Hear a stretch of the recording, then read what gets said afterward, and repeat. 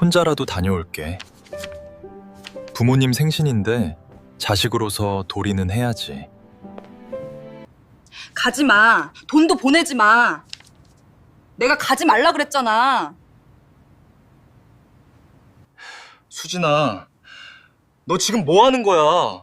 왜 남의 손에 있는 봉투를 그렇게 빼앗아? 남의 손? 지금 남이라고 했나요? 이 봉투에 들어있는 돈, 당신 혼자 번 돈 아니에요. 내가 매달 보내는 것도 아니고 1년에 딱 2번이야. 이것까지 이렇게 빼앉아야 속이 시원해? 네, 안 돼요. 돈도 못 보내고 당신 발걸음도 못 보내요. 진짜 당신 왜 이렇게 변했어? 사람이 왜 이렇게 인색하고 독해졌냐고. 옛날에 그 착하고 배려심 많던 이수진 어디 갔어? 우리 어머니가 너한테 도대체 무슨 죽을 죄를 지었다. 이번 명절엔 안 가요. 그리고 당신도 절대 가지 마세요. 너 진짜 진심이야? 어머니 혼자 계시는 거 뻔히 알면서 자식돌이 다 막아버리겠다는 게 네 진심이냐고. 효도가 죄입니까? 수진아, 내가 내 어머니 찾아서 인사 가겠다는 게 그게 이 집안에서 대역죄라도 되냐고. 네, 죄예요. 적어도 이 집구석에서는 지금 당신이 하려는 그 짓거리 나한테는 잔인한 범죄나 다름없어요. 평생을 자식 새끼 하나 바라보고 손이 발이 되도록 밭이라면 키워주신 내 어머니라고. 평생을 자식 새끼 하나 바라보고 손이 발이 되도록 밭이라면 키워주신 내 어머니라고.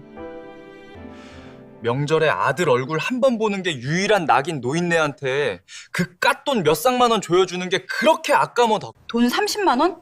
당신한테는 그게 그냥 풀돈이죠? 그 풀돈 마련하려고 내가 지난달에 세무사 사무실에서 발해를.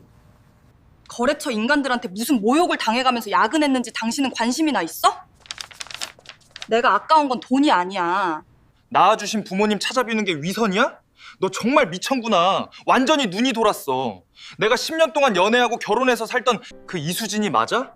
왜 이렇게 괴물이 됐어? 사람이 독해도 정도가 있어야지. 어떻게 자식이 부모한테 가는 길을 가로막아? 나를 괴물로 만든 게 누군데?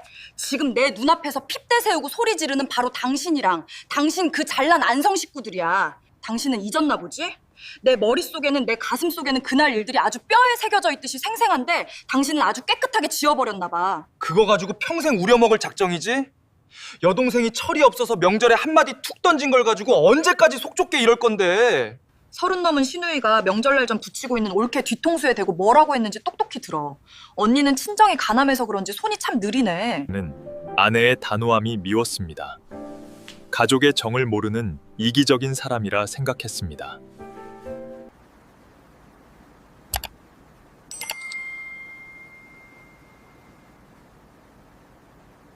거두어드리는 것이 배려일 때가 있습니다.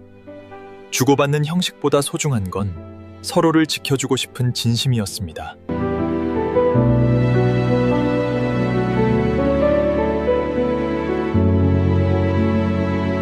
(5만 원) 정성이 (50만 원) (100만 원) 이 정도면 어머니 명절 미천은 되시겠지.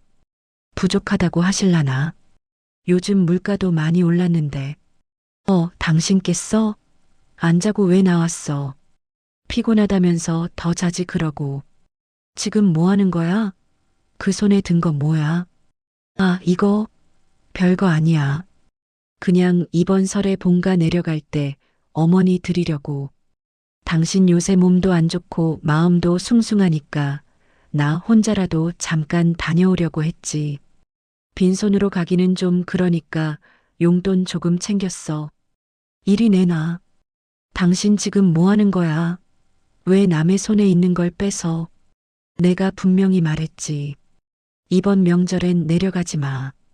돈도 보내지 마. 우리 집 한 푼이 아쉬운 마당에 무슨 100만 원이야. 안 돼. 못 가. 수진아, 아무리 그래도 명절이잖아. 대한민국의 명절에 부모님 안 찾아뵙고 용돈 한 푼 안 드리는 자식이 어디 있어. 내 체면도 있고 자식 도리라는 게 있잖아. 도리? 그놈의 도리 소리 좀 제발 그만해. 그 도리 지키다가 내 속이 어떻게 뒤것처럼 뒤집어졌는지. 당신은 몰라. 눈 감고 귀 닫고 살았으면서 무슨 도리를 찾아. 이번엔 절대 못 가. 한 발짝도 못 나가. 당신 진짜 너무하다. 과거에 우리 엄마가 당신한테 실수한 거, 상처 준 거 알아. 나도 중간에서 괴로웠어. 하지만 벌써 몇 년 전 일이잖아. 어머니도 나이 드셨고 혼자 계시는데 명절에 자식 얼굴도 못 보면 동네 사람들이 뭐라고 하겠어. 동네 사람 눈치 보여서 가겠다는 거야? 어머니 외로울까봐 가겠다는 거야? 당신은 항상 그래. 남들 눈이 더 중요하지. 내 마음이 피가 나고 진물이 나는 건 안 보이지. 왜 안 보여? 나도 당신 눈치 보느라 본가 전화 한 통 맘대로 못해. 명절 앞두고 용돈 봉투 하나 챙기는 것도 내 집에서 이렇게 죄인처럼 숨어서 해야 해? 당신 너무 인색하고 냉정해. 사람이 어떻게 그렇게 칼로 자르듯 그래. 그래, 나 인색해. 나 못됐어. 그러니까 가지 마. 용돈 봉투? 어림없어. 내 눈에 흙이 들어가기 전엔 이 돈 못 나가고 당신 발걸음도 못 떨어져. 진짜 지독하다, 지독해. 당신이란 사람 속 깊고 배려 넘치는 줄 알았는데 그냥 시가라면 치를 떠는 이기주의자였어. 어떻게 자식이 부모한테 가는 길을 이렇게 모질게 막아서니? 마음대로 생각해. 당신이 나를 천하의 악처로 보든 못된 년으로 보든 상관없어. 이번 설엔 아무 데도 안 가고 아무것도 안 보내. 끝났으니까 더 말 얹지 마. 문이 닫히고 거실에는 다시 무거운 침묵이 내려앉습니다. 정우 씨는 서랍장을 멍하니 바라보죠. 저 닫힌 서랍 속에 갇힌 것은 고작 몇 장의 지폐가 아닐 겁니다. 자식으로서의 도리, 남편으로서의 체면, 그리고 아내에 대한 실망감이 통째로 갇혀버린 느낌이겠죠. 착하디 착한 정우 씨의 가슴에 깊은 멍이 듭니다. 어쩌다 우리가 이렇게 됐을까? 연애할 때는 길가에 피어난 작은 풀꽃 하나도 가엾게 보던 수진이었는데 우리 엄마 일만 얽히면 왜 저렇게 괴물처럼 변하는 걸까? 정말 내가 알던 그 여자가 맞나 싶다. 시가라면 아주 진저리를 치는구나. 엄마가 도대체 무슨 죽을 죄를 지었다고. 명절에 얼굴 한 번 안 비치고 돈 30만 원, 50만 원도 아까워 부르르 떠는 저 모습. 정말 정내미가 떨어진다, 떨어져. 정우 씨는 불 꺼진 거실 소파에 홀로 누웠습니다. 시계 소리는 아까보다 더 크게 귓전을 때리죠. 똑딱, 똑딱. 시간은 야속하게도 명절을 향해 흘러가는데 부부의 마음은 북극의 빙하처럼 꽁꽁 얼어붙어 한치의 틈도 보이지 않습니다. 아내에 대한 서운함은 어느새 걷잡을 수 없는 분노와 깊은 회의감으로 번져갑니다. 이 결혼 생활을 계속할 수 있을까 하는 위험한 생각마저 머릿속을 스치고 지나가죠. 새벽 2시, 온 세상이 깊은 잠에 빠진 시간입니다. 하지만 정우 씨는 여전히 눈을 감지 못했네요. 아내의 차가운 눈빛과 모진 대사들이 가슴에 화살처럼 박혀 지워지지 않기 때문입니다. 바로 그때 정막을 깨는 작은 진동음이 거실 탁자 위를 울립니다. 이 시간에 누구야? 당신 휴대폰이네. 발신인. 엄마. 이 시간에 엄마가 왜 수진이한테 문자를 보내지? 혹시 무슨 일 생기셨나? 고향 집에 무슨 일 있나? 수진아. 자니? 늦은 시간에 미안하다. 수진아. 내 속이 짓물러서 그렇다.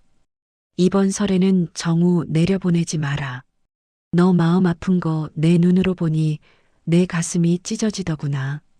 돈도 한 푼 보내지 말고 둘이서 맛있는 거 사 먹고 푹 쉬어라. 정우한테는 내가 악역해라. 그래야 자식 부부가 평화롭지 않겠니? 미안하다, 며느리야. 이게 무슨 소리야? 엄마가 왜 수진이한테 이런 문자를. 악역을 하라니? 수진이가 나 못 가게 막은 게 다 엄마랑 짠 거였어? 아내의 인색함인 줄만 알았습니다. 치가에 대한 지독한 복수인 줄만 알았습니다. 하지만 새벽 2시 아내의 휴대폰 액정 위로 드러난 진실은 정우 씨의 심장을 사정없이 내려칩니다. 정우 보내지 마라. 내가 악역을 해라.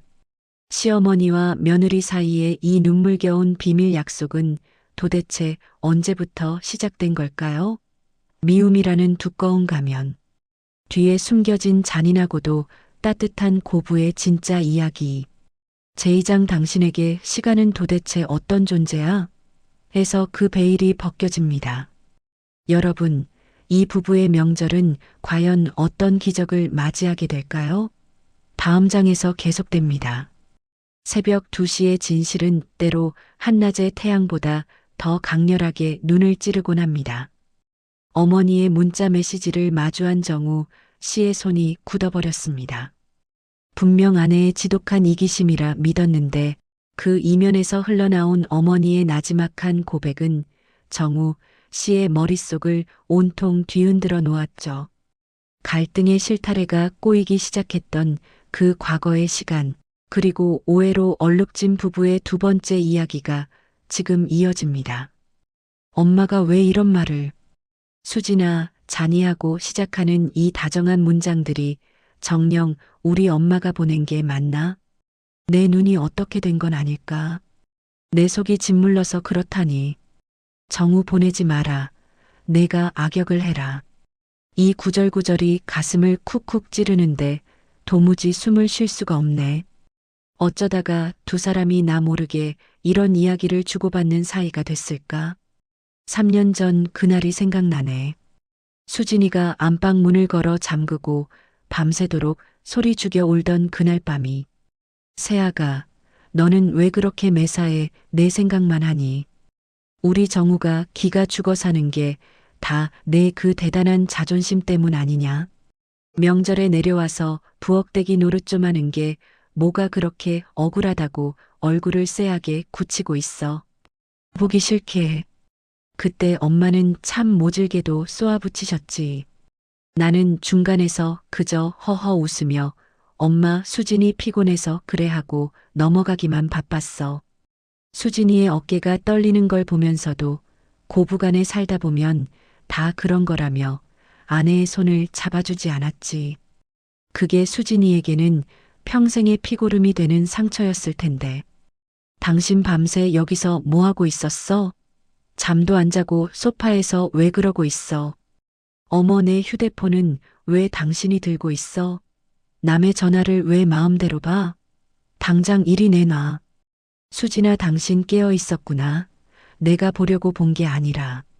새벽에 진동이 울려서 혹시 고향 집에 무슨 일이라도 생겼나 싶어서 그래서 나도 모르게 확인했어. 미안해. 봤으면 됐잖아. 봤으니까 이제 속이 시원해. 그래.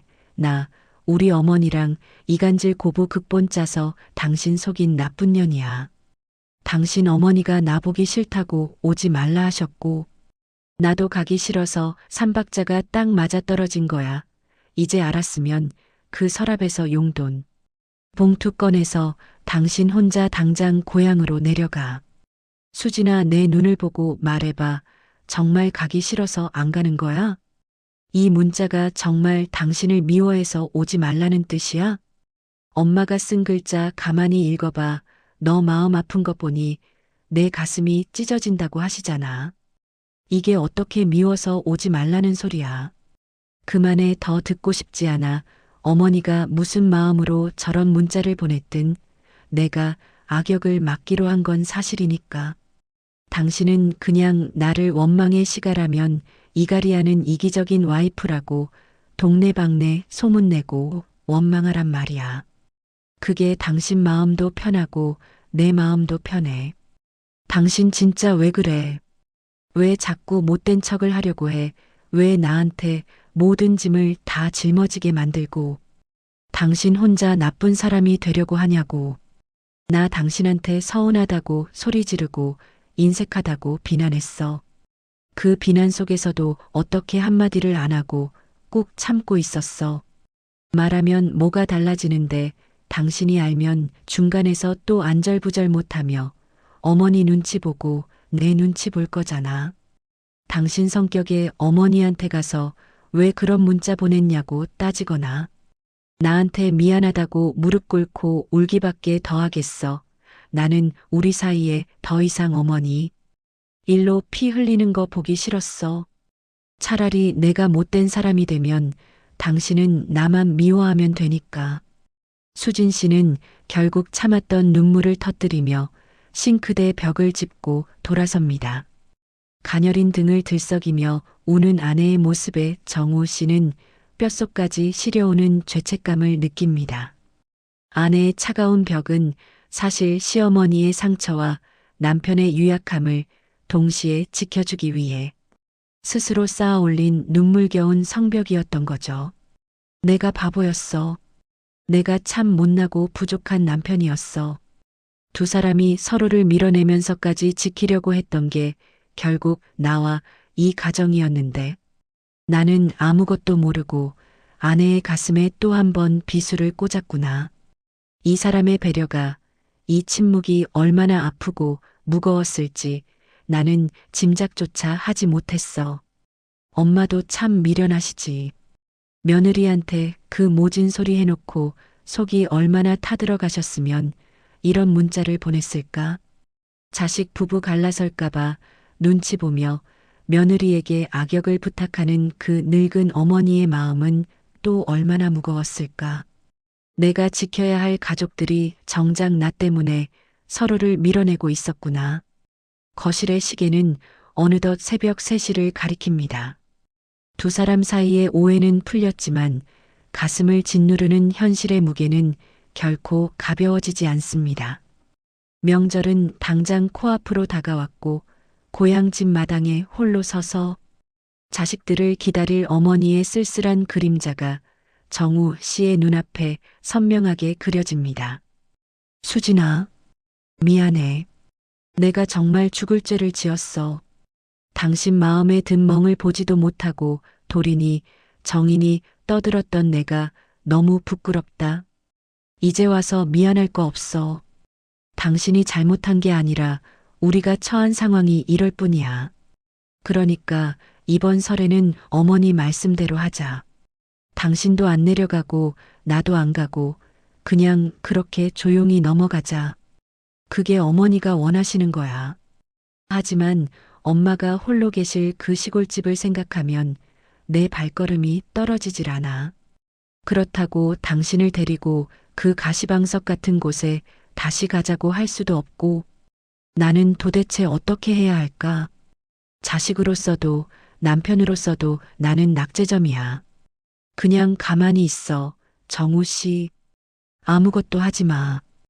우리가 움직이면 움직일수록 상처만 더 깊어질 뿐이야. 이대로 멈추는 게 서로를 위한 최선이야. 아내의 눈물 섞인 고백 속에 갈등의 실체는 드러났지만 정우 씨의 마음은 더 큰 미궁 속으로 빠져듭니다. 가지 않는 것이 배려라는 아내와 어머니의 선택. 하지만 홀로 남겨질 어머니를 생각하면 가슴이 미어지는 아들의 마음. 부부의 거실에는 오해 대신 깊은 절망과 고민의 새벽이 찾아왔습니다. 이 깊은 딜레마 속에서 정우 씨는 과연 어떤 선택을 내리게 될까요? 제3장 꺼지지 않는 불빛, 드러난 진실에서 진짜 가족으로 거듭나기 위한 이들의 치열하고 가슴 아픈 선택이 시작됩니다. 다음 장을 기대해 주세요. 때로는 직접 마주하는 서투른 위로보다 멀리서 전하는 사려. 깊은 거리가 상대의 마음을 더 깊숙이 파고들 때가 있습니다. 명절의 의무적인 귀양 대신 아내와 함께 어머니를 위한 겨울 이불을 고르기로 한 정우 씨. 미움이라는 가면에 가려져 있던 고부간의 진짜 진심이 마침내 세상 밖으로 걸어 나옵니다. 서로를 지키기 위해 기꺼이 악역을 자처했던 두 여자의 가슴 벅찬 교감이 지금 시작됩니다. 당신이 고른 이 우윳빛 이불, 참 곱다. 우리 엄마가 유난히 화사한 색을 좋아하셨는데 당신이 그걸 기억하고 있었네. 극세사라 만지는 촉감도 아주 보들보들해. 이거 덮으시면 올겨울 외풍 걱정은 좀 덜 하시겠다. 어머니가 피부가 좀 약하시잖아. 먼지 날리는 거 싫어하시니까 알레르기 케어되는 걸로 꼼꼼하게 골랐어. 홍성 시골집 안방 장롱이 워낙 낡아서 이불이 눅눅해지기 쉬우니까 통기성 좋은 걸로 보내드리는 게 맞을 것 같아서. 고마워, 수진아. 고향에 안 가겠다고 용돈 봉투 뺐을 때는 언제고 이렇게 어머니 쓸 이불은 누구보다 정성스럽게 고르는 당신을 보니까 내가 참 부끄러워진다. 나는 남편이면서도 당신 마음에 박힌 가시를 빼줄 생각은 못하고 그저 껍데기 같은 도리만 강요했으니 지나간 일은 그만 꺼내. 나도 처음부터 이랬던 건 아니야. 어머니가 원망스럽고 시가 쪽은 쳐다보기도 싫었던 적이 분명히 있었으니까. 그런데 이번 명절 앞두고 어머니 문자 받으면서 깨달았어. 아, 어머니도 나만큼이나 두려우셨구나. 자식 부부가 나 때문에 갈라설까봐 본인의 그 강한 자존심을 다 꺾으실 만큼 가슴을 졸이셨구나 싶더라고. 엄마가 당신한테 먼저 악역을 해달라고 전화를 하셨을 때 당신 심정은 어땠어? 왜 나한테 한마디 상의도 없이 덜컥 그 짐을 혼자 짊어지겠다고 한 거야. 작년 추석 지나고 나서 어머니한테 연락이 왔었어. 수진아, 명절에 내려와서 친정 엄마한테 전화하며 울던 내 모습을 내가 봤다. 내 성화에 못 이겨 시골 구석까지 내려와 부엌대기 노릇 하느라 내가 골병이 들었구나 하시면서 목소리를 떠시는데 차마 모른 척할 수가 없더라. 어머니가 그러셨어. 내가 정우한테 오지 말라고 하면 저 고집 셋 녀석이 무슨 수를 써서라도 내려올 테니 차라리 내가 아주 매정하고 모진 며느리가 되어서 녀석의 발걸음을 묶어달라고. 우리 엄마가 정말 그렇게까지 말씀하셨단 말이지. 며느리 눈물 흘린 게 마음에 얹혀서 아들 얼굴 못 보는 외로움을 기꺼이 택하셨던 거네. 그래. 어머니는 본인이 나쁜 시어머니로 남는 것보다 당신이 나를 원망하게 만들어서라도 우리 부부가 평화롭게 사는 걸 원하셨던 거야. 내가 모질게 굴수록 정우 씨 당신이 나한테 실망하겠지만 적어도 고향집 내려오느라 우리 부부가 차 안에서 싸우고 안방에서 등 돌리는 일은 없을 테니까. 그래서 나도 기꺼이 악처가 되기로 한 거야. 당신이 날 미워하는 게 우리 세 사람이 다 같이 상처받는 것보다 나으니까. 바보들 같으니라고. 엄마도 바보고 한수진 당신도 세상에 둘도 없는 바보야. 중간에 낀 나 하나 편하자고 두 여자가 그렇게 마음을 찢게고 집 물려가면서 비밀 약속을 해? 내가 그렇게 믿음직스럽지 못했나 싶어서 가슴이 미어진다. 미어져. 당신이 믿음직스럽지 못해서가 아니야. 당신은 심성이 착해서 어머니 말도 거역 못하고 내 눈치 보느라 이러지도 저러지도 못하니까. 우리가 당신을 사랑해서 그런 거야. 당신이 소중하니까 당신이 지치지 않게 하려고 어머니와 내가 각자의 방식으로 숨을 고른 거지. 포장된 커다란 이불 박스 위로 눈물방울이 툭툭 떨어집니다. 정우 씨는 마침내 아내의 차가운 거절이 자신을 향한 복수가 아니라 이 가정을 지키기 위한 세상에서 가장 뜨겁고 묵직한 배려였음을 온전히 받아들입니다. 미움이라는 두꺼운 가면을 쓰고 서글픈 연극을 해온 아내를 정우 씨는 말없이 안아줍니다. 진짜 가족이라는 게 도대체 뭘까? 명절이 되면 무조건 한자리에 모여 얼굴을 비추고 두둑한 봉투를 건네며 잘 살고 있는 척 연기를 하는 게 진짜 효도이고 도리일까? 그동안 내가 생각했던 가족은 어쩌면 남들에게 보여주기 위한 껍데기에 불과했을지도 모르겠다. 서로에게 상처를 주지 않기 위해 기꺼이 멀어지는 법을 배우는 것. 내 외로움보다 자식의 평화를 먼저 걱정하는 어머니의 마음과 그 어머니의 깊은 뜻을 이어받아 스스로 악역의 멍에를 맨 아내의 침묵. 이 역설적인 사랑이야말로 진짜 가족만이 나눌 수 있는 가장 깊은 정이 아닐까? 미안하다, 수진아. 그리고 고맙다, 우리 엄마가 되어 주어서. 명절 전날 밤 정우 씨는 아내의 손을 꼭 잡고 고향 집으로 보낼 택배 송장을 작성합니다. 받는 사람 이름에 적힌 이명숙 세 글자가 오늘따라 유난히 애틋하게 다가옵니다. 박스 한편에는 수진 씨가 정성스럽게 꾹꾹 눌러 쓴 작은 손편지 한 장도 함께 들어갑니다. 수진아, 이불 박스 안에 넣은 그 편지. 뭐라고 썼는지 내가 살짝 봐도 될까? 부끄럽게 뭘 봐. 별 내용 없어? 어머니 보내주신 문자 보고 많이 울었습니다. 어머니 마음 아프지 않게 정우 씨랑 이번 명절 싸우지 않고 세상에서 가장 행복하게 보낼게요. 어머니가 선물해 주신 우리 부부의 평화니까 예쁘게 잘 쓸게요. 날 좀 풀리는 봄이 오면 그때는 며느리가 아니라 맛있는 거 사들고 찾아뵙는 다정한 딸내미로 갈게요. 감기 조심하세요, 어머니. 대충 그렇게 적었어. 잘했어. 정말 잘했어, 수진아.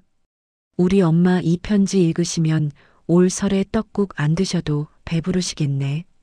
이불 덮기도 전에 온몸이 뜨끈뜨끈해지시겠어.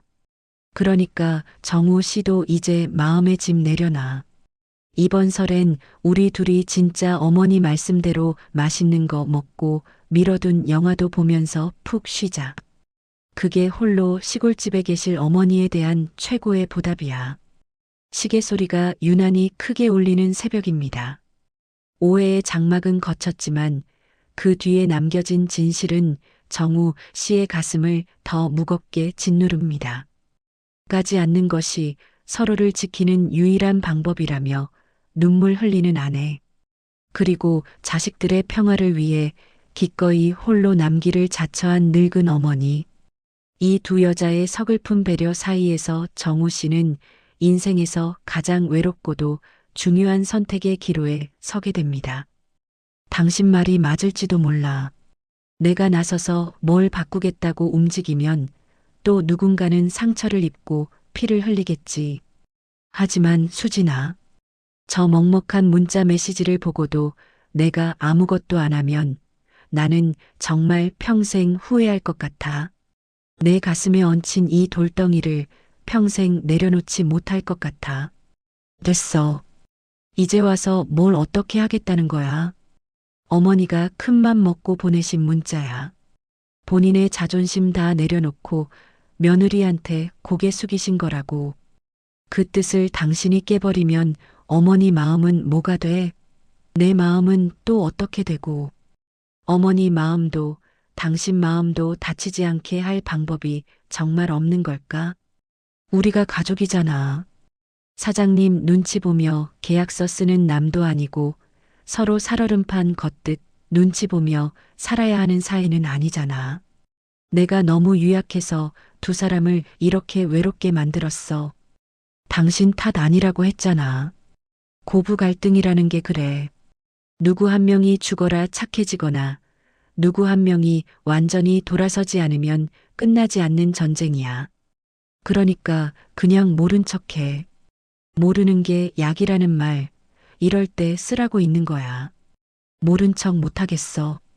엄마가 수진이 너한테 미안하다 며느리야 하고 보낸 그 마지막 한 문장이 내 눈에서 떠나질 않아. 평생 자식들 앞에서 대장부처럼 당당했던 우리 엄마가 그렇게 작아진 모습으로 문자 자판을 꾹꾹 눌렀을 생각을 하니까 가슴이 찢어질 것 같아. 그럼 나보고 다시 그 홍성 시골집 부엌으로 들어가라는 거야? 어머니의 그 서슬 퍼런 눈빛을 다시 견디며 전을 부치고 설거지를 하라는 거야? 나 아직 준비 안 됐어. 어머니 문자가 고맙고 눈물 나지만 내 몸이 기억하는 그 숨막히던 시간으로 다시 걸어 들어갈 자신은 없단 말이야. 누가 당신 보고 일하러 가재? 누가 당신 보고 억지로 무릎 꿇고 살갑게 굴래? 안 가도 돼. 홍성 안 내려가도 좋으니까 내 말 좀 들어봐. 싫어. 안 들을래. 당신은 결국 효도하고 싶은 거잖아. 어머니 혼자 계시는 게 안쓰러우니까 나라는 핑계를 대서든 뭐든 결국 본가에 가고 싶은 거잖아. 날 좀 그냥 내버려둬. 제발 부탁이니까. 수진아, 내 손 좀 잡아봐. 이거 봐. 당신 손이 이렇게 거칠고 차가운데 내가 어떻게 당신을 그냥 내버려두니. 가구 디자인한답시고 밤새 거친 나무 만지면서도 시가 일이라면 신경이 곤두서서 밥 한 숟가락 제대로 못 삼키는 당신인데 내가 어떻게 모른 척을 해. 놓으라니까 왜 이래 정말. 왜 자꾸 사람 마음을 약하게 만들어. 나 악역하기로 결심했어. 어머니랑 약속했단 말이야. 당신은 그냥 나 미워하면서 혼자 효도하러 가면 되잖아.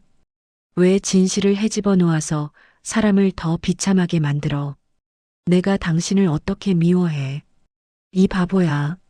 나 지키려고 악역 자처한 당신을 내 엄마 상처 안 주려고 입술 꾹 깨물고 나쁜 년 소리 들은 당신을 내가 어떻게 미워하냐고. 내가 아무리 둔하고 바보 같아도 내 안의 마음이 진짜 지독해서 그러는 게 아니라는 것쯤은 이제 알았어. 정우 씨의 떨리는 목소리가 거실의 차가운 공기를 아늑하게 감싸 안기 시작합니다. 수진 씨는 남편의 품에 안겨 참았던 서러움을 통곡으로 쏟아냅니다. 오랫동안 켜지지 않던 부부의 거실 불빛이 비로소 두 사람의 눈물 어린 얼굴을 따스하게 비추고 있습니다. 내가 정말 나쁜 남편이었구나. 아내가 시가를 거부할 때 왜 저렇게 변했을까 원망만 했지. 그 마음 밑바닥에 깔린 두려움과 상처를 보듬어줄 생각은 못했어. 중간에서 허허실실 넘어가면 다 해결될 줄 알았던 나의 그 안일함이 두 사람의 거리를 더 멀어지게 만들었어.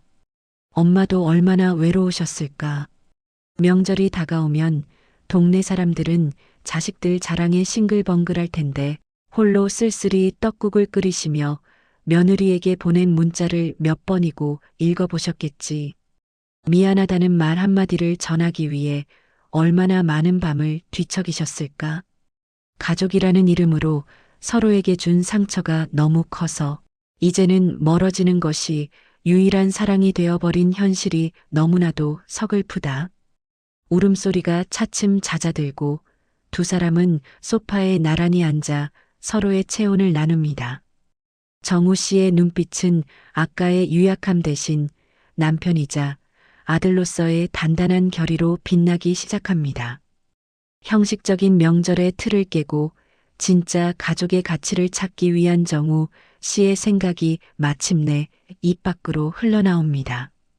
수진아, 우리 이번 설에는 홍성 가지 말자. 엄마 말씀대로 내려가지 마. 당신이 힘들어하는 모습, 나도 이제 더는 보고 싶지 않아. 정말 안 내려가도 괜찮겠어? 어머니 홀로 계실 텐데 당신 마음이 편하겠어? 안 편하겠지. 당연히 마음 한구석은 시릴 거야. 하지만 억지로 내려가서 서로 불편한 얼굴로 형식적인 도리를 다하는 건 엄마가 바라는 진짜 평화가 아니야. 엄마는 우리가 행복하게 잘 사는 걸 보고 싶으신 거니까. 그럼 용돈은 어떻게? 아까 서랍에 넣은 그 봉투 말이야. 그 돈도 보내지 마. 엄마가 돈 보내지 말고 우리 둘이 맛있는 거 사 먹으라고 하셨잖아. 그러니까 그 돈으로 우리 진짜 맛있는 거 먹자. 그리고 엄마한테는 돈 대신 다른 걸 보내자. 다른 거라니? 뭘 보내겠다는 거야? 엄마가 저번에 전화로 그러시더라. 겨울만 되면 시골집 외풍이 심해서 잠자리가 머리가 시리시다고. 우리 이번 명절에는 고향 내려가는 차 기름값에 그 용돈 보태서 엄마 방에 놓아드릴 아주 따뜻하고 포근한 겨울 이불을 고르자. 당신 가구 디자이너잖아. 안목 좋으니까 우리 엄마가 좋아하실 만한 걸로 같이 골라줘. 명절 당일의 아침이 밝았습니다. 여느 해 같았으면 꽉 막히는 고속도로 위에서 짜증을 내거나 시골집 기름 냄새, 자욱한 부엌에서 숨막히는 눈치 싸움을 하고 있었을 시간이죠. 하지만 부천의 이 작은 아파트 거실은 평온하기만 합니다. 껍데기뿐인 의무를 내려놓고 서로의 상처를 먼저 품어하는 부부.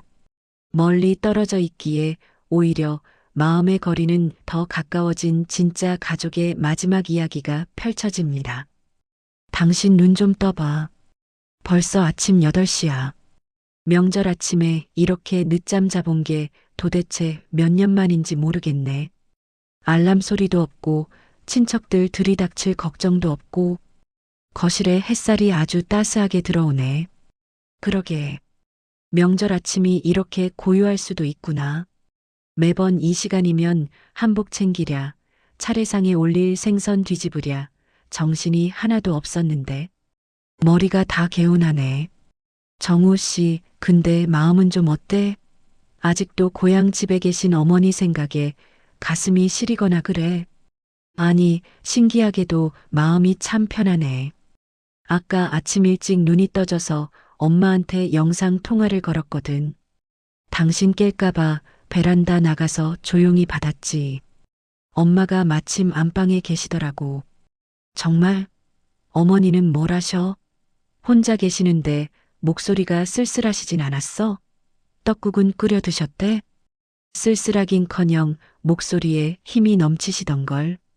당신이 고른 그 우윳빛 극세사 이불 어제 택배로 잘 받았다고 아주 입이 마르도록 칭찬을 하시더라고. 이불이 어찌나 보들보들하고 따뜻한지 어제 평생 최고로 깊은 잠을 주무셨대. 그리고 안방 장롱 위에 당신 편지 붙여두셨더라. 내 편지를 장롱에 붙여두셨다고? 어머, 부끄럽게 그걸 왜 거기다 붙여두셔? 그 편지 읽으시면서 엄마가 참 많이 우셨나 봐. 나한테 그러시더라. 정우야, 내 처가 나보다 속이 깊다. 내가 준 상처가 그리 클 텐데도 늙으니 마음 헤아려 이리 고운 이불에 편지까지 보내주니 내 평생 이번 설이 가장 마음 따뜻하고 배부르다 하시면서 말이야. 엄마 목소리가 그렇게 편안해 보이신 건 정말 오랜만이었어. 그 말을 들으니까 내 마음속에 꽉 막혀있던 응어리가 스르륵 녹아내리는 것 같아. 사실 나도 마음 한구석이 계속 무거웠거든. 며느리 도리도 못하고 시어머니 혼자 계시게 만든 것 같아서 스스로 자책도 많이 했는데 어머니가 좋아하셨다니 정말 다행이다. 엄마가 마지막에 나한테 신신당부를 하셨어. 수진이 데리고 봄에 꽃 피면 그때 내려오라고. 명절에 와서 일하느라 진 빼지 말고 날 좋을 때 와서 맛있는 고기나 구워 먹고 바람이나 쐬고 가라고 하시더라. 우리 엄마 진짜 많이 변하셨지? 며느리를 진짜 딸로 생각하기 시작하신 거야. 당신의 그 침묵과 배려가 엄마의 굳게 닫힌 마음을 녹인 거지. 내가 한 게 뭐 있어. 어머니가 먼저 용기 내서 문자 보내주시고 정우 씨 당신이 중간에서 우리 마음 잘 연결해준 덕분이지. 만약 당신이 내 휴대폰 문자 보고 화를 내거나 비꼬았으면 우리는 진짜 끝없는 파국으로 치달았을 거야. 당신이 내 손 잡아주고 내 눈물 닦아줘서 가능했던 일이야. 부부는 거실 식탁에 앉아 소박하지만 정성이 가득 담긴 떡국 2그릇을 마주합니다. 화려한 차례상도 아니고 북적이는 친척들도 없지만 두 사람의 얼굴에는 그 어느 때보다 깊은 평온함과 안도가 피어오릅니다. 형식적인 도리라는 게 얼마나 무서운 것인지 이제야 알 것 같습니다. 남들의 이목 때문에, 명절이라는 관습 때문에 서로에게 상처를 주면서도 꾸역꾸역 한자리에 모여 앉아가시 도친 말을 주고받는 것. 그것은 결코 효도도 아니고 가족애도 아니었습니다. 때로는 잠시 멀어져서 서로를 그리워할 시간을 주는 것. 상대방이 숨 쉴 수 있는 공간을 열어주는 것. 그것이야말로 진짜 가족만이 할 수 있는 가장 깊은 수준의 배려라는 것을 깨닫습니다. 아내의 거칠어진 손을 식탁 위에서 다시 한번 꼭 쥐어봅니다. 이제 우리는 그 어떤 폭풍우가 찾아와도 흔들리지 않는 진짜 부부, 진짜 가족이 되었습니다. 떡국을 다 먹고 난 후 정우 씨는 거실 창밖으로 펼쳐진 맑은 겨울 하늘을 바라봅니다. 차가운 바람 속에서도 따스한 햇살이 내리쬐는 모습이 꼭 자신들 가족의 모습과 닮아 있다고 생각합니다. 수진아, 우리 오늘 오후에는 바람이라도 쐬러 나갈까? 당신 좋아하는 조용한 카페 가서 커피도 마시고 산책도 하자. 명절에 이렇게 우리 둘만의 시간을 온전히 누려보는 것도 축복이네. 좋아. 나 안 그래도 요새 신제품 디자인 구상하느라 머리가 복잡했는데 당신이랑 교회로 드라이브 다녀오면 영감이 팍팍 떠오를 것 같아. 어머니 덕분에 우리 부부가 호강하네. 그러네. 다 우리 엄마 덕분이네. 수진아, 올겨울 유난히 추웠는데 내 마음은 그 어느 해보다 따뜻하다. 고마워. 내 곁에서 이 자리를 묵묵히 지켜줘서. 그리고 우리 엄마 마음까지 안아줘서. 나도 고마워, 정우 씨. 내 상처 알아채주고 내 편이 되어줘서. 우리 봄이 오면 삼천포든 홍성이든 어머니 좋아하시는 꽃구경 명소 찾아서 셋이 꼭 같이 여행 가자. 그때는 내가 운전할게. 가족이라는 단어는 가끔 우리에게 너무 무거운 의무의 옷을 입히곤 합니다. 명절이라는 형식이 주는 압박감에 정작 서로의 얼굴에 가득한 그늘을 보지 못할 때가 많죠. 하지만 정우 씨와 수진 씨, 그리고 시어머니 명숙 씨는 멀어짐을 통해 진짜 가까워지는 기적을 만들어냈습니다. 의무와 형식에 얽매여 서로를 갉아먹기보다 잠시 거리를 두고 서로의 상처를 먼저 들여다보는 것. 그것이 올 설날, 이 가족이 우리에게 전하는 진짜 가족의 가치입니다. 4060세대 여러분, 이번 명절 여러분의 가정은 안녕하신가요? 마음의 거리를 좁히는 따뜻한 대화가 시작되길 바라며 한국형 라디오 사연 드라마 명절의 반전 여기서 마칩니다. 끝까지 함께 해주셔서 고맙습니다.